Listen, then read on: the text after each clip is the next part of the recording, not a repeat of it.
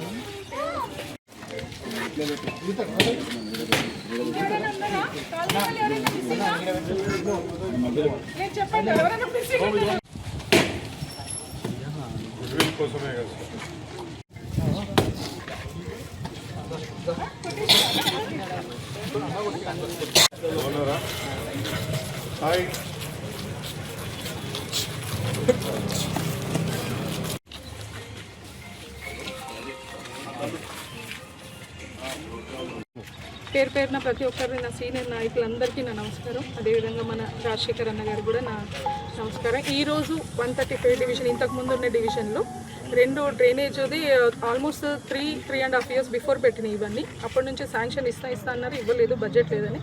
ఇప్పుడు మన ఎమ్మెల్యే గారు ఫాలో అయ్యి ఈ రెండింటికి 6,40,000 శాంక్షన్ అయింది. బోత్ ఇక్కడిది, ఇంతకుముందు కొబ్బరికాయ కొట్టిన ప్లేస్లో. ఇది మన ఎమ్మెల్యే గారి ద్వారానే ఇది శాంక్షన్ అవ్వడం జరిగింది. ఎందుకంటే ఇన్ని రోజులు ఇవ్వలేదు. సో మా సీనియర్స్ అందరితో పాటు ఈ ప్రోగ్రామ్ తీసుకోవడం సంతోషం.